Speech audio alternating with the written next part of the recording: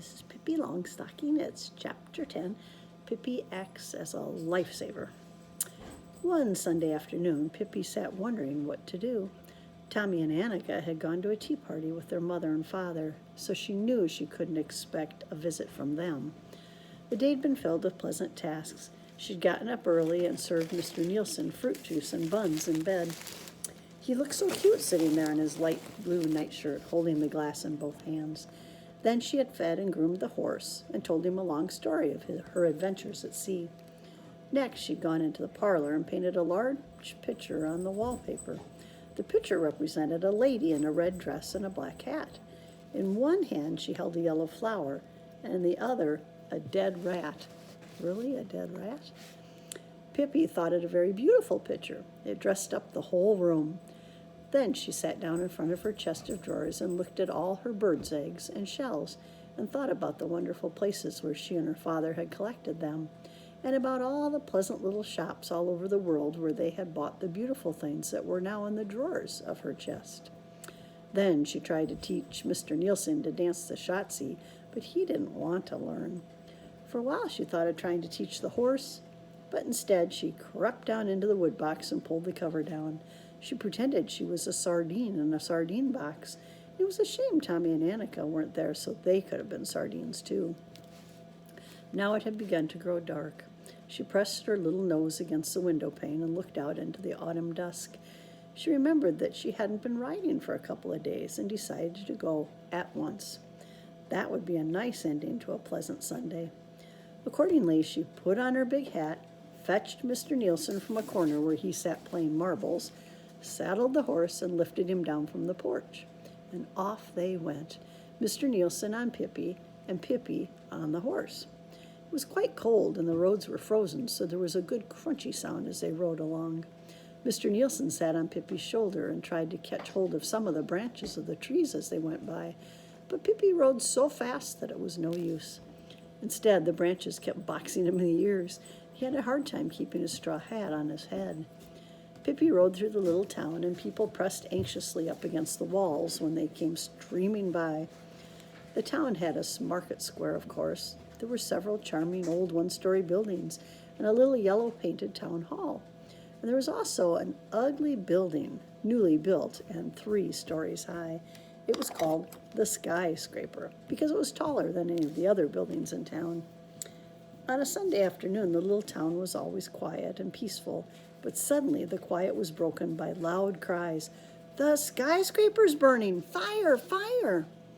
People came running excitedly from all directions. The fire engine came clanging down the street, and the little children who usually thought fire engines were such fun now cried from fright because they were sure their own houses would catch fire too. The police had to hold back the crowds of people gathered in the square so that the fire engine could get through. The flames came leaping out of the windows of the skyscraper, and smoke and sparks enveloped the firemen, who were courageously trying to put out the fire. The fire had started on the first floor, but was quickly spreading to the upper stories. Suddenly, the crowd saw a sight that made them gasp with horror. At the top of the house was a gable, and in the gable window, which a little child's hand had just opened, stood 2 little boys calling for help. "We can't get out because someone has built a fire on the stairs," cried the older boy. He was 5 and his brother a year older. Their mother had gone out on an errand, and there they stood all alone. Many of the people in the square began to cry, and the fire chief looked worried. There was, of course, a ladder on the fire truck, but it wouldn't reach anywhere near to the little boys. To get into the house to save the children was impossible. A wave of despair swept over the crowd in the square when they realized there was no way to help the children. And the poor little things just stood there and cried. It wouldn't be long now before the fire reached the attic. In the midst of the crowd in the square sat Pippi on her horse. She looked with great interest at the fire engine and wondered if she should buy one like it. She liked it because it was red and because it made such a fearful noise as it went through the streets. Then she looked at the fire and thought it was fun when a few sparks fell on her. Presently, she noticed the little boys up in the attic. To her astonishment, they looked as if they weren't enjoying the fire at all. That was more than she could understand, and at last she had to ask the crowd around her, "Why are the children crying?" first she got only sobs and answers, but finally a stout gentleman said, "Well, what do you think? Don't you suppose you'd cry yourself if you were up there and couldn't get down?" "I never cry," said Pippi, "but if they want to get down, why doesn't somebody help them?" "Because it isn't possible, of course," said the stout gentleman. Pippi thought for a while. Then she asked, "Can anybody bring me a long rope?" "What good would that do?" asked the stout gentleman. "The children are too small to get down the rope, and for that matter, how would you ever get the rope up to them?" "Oh, I've been around a bit," said Pippi calmly. "I want a rope." There was not a single person, who thought it would do any good. But somehow or other, Pippi got her rope.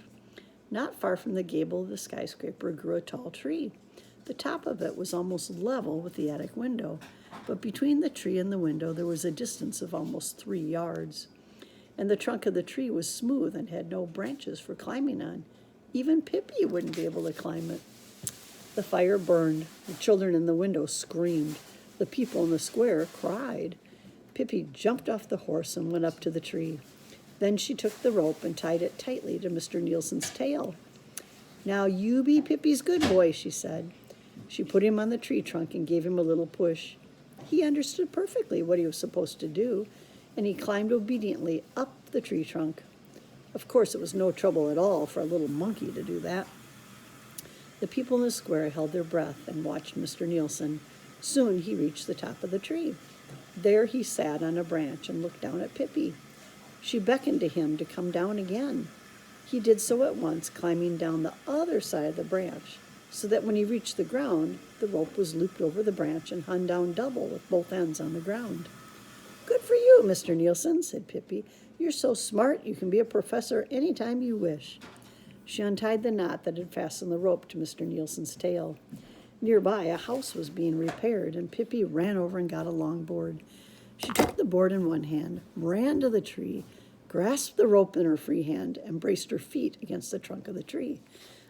Quickly and nimbly she climbed up the trunk, and the people stopped crying in astonishment. When she reached the top of the tree, she placed the board over a stout branch and then carefully pushed it over to the windowsill.